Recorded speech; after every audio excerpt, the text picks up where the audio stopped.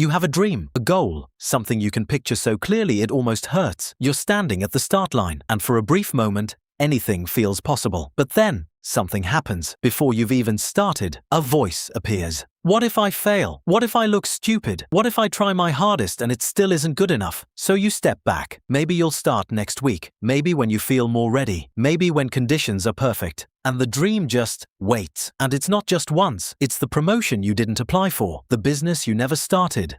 The conversation you avoided. Fear of failure runs in a silent loop, and most people never even name it. Here's what fear of failure actually costs you. Not the failures you had, the experiences you never had, the version of yourself you never became. Time is the real price. On the outside, you say you're fine. I'm just waiting for the right moment. But on the inside, you're not waiting for the right moment. You're waiting for the fear to go away. Spoiler, it doesn't work that way. The inner critic gets loud, really loud. It knows every insecurity, every past disappointment, every reason why you specifically shouldn't try. And for many people, they believe it. To protect themselves from failure, people stop trying new things. They shrink their world. They say no to opportunities before the opportunity can say no to them. It feels safe, but it's a slow erasure of everything you could become. And then comes the comparison. You scroll through social media and see everyone else succeeding. Everyone else looks confident, accomplished, fearless. What you're not seeing is all their failures that happened before the highlight reel. But here's the question nobody asks. What if failure isn't the enemy? What if everything you've been told about failure is completely wrong? Let's talk about what's really going on in your brain. Fear of failure doesn't appear out of nowhere. For most of us, it was taught. A bad grade that brought shame, a mistake that brought ridicule, a risk that brought punishment. Your brain learned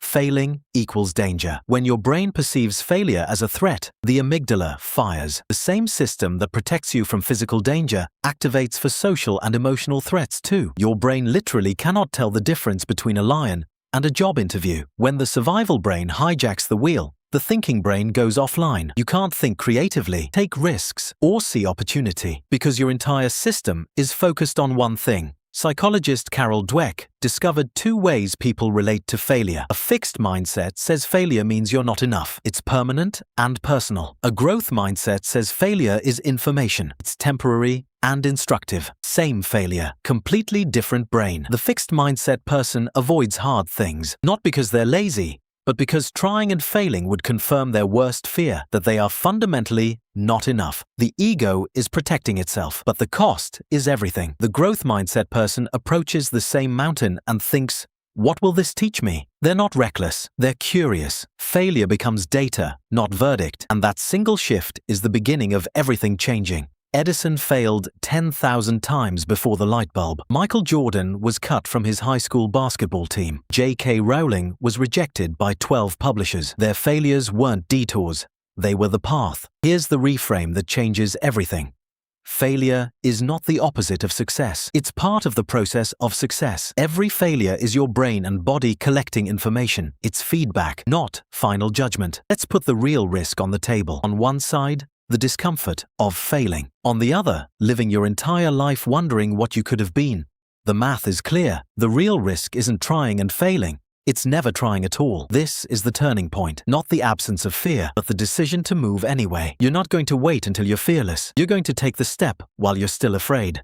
That's what courage actually is. Tool 1. Reframe what failure actually means. Every time something doesn't work, literally say to yourself, data collected, not I failed. Data collected. You are a scientist running experiments, not a judge handing out verdicts. Tool 2. Shift from outcome goals to process goals. You can't fully control whether you win, but you can control whether you show up and practice. Focus on the actions you control. The results follow from the process. Tool 3. The 10% braver rule. You don't need to be fearless. You don't need to be ready. You just need to be 10% braver than you feel right now. One tiny step forward. That's the only requirement. Tool 4. Write a failure resume. Seriously, list every failure, every rejection, every mistake, and beside each one, write what it taught you. You'll discover that your most important growth didn't come from your wins. It came from what went wrong. Here's the identity shift that holds all 4 tools together.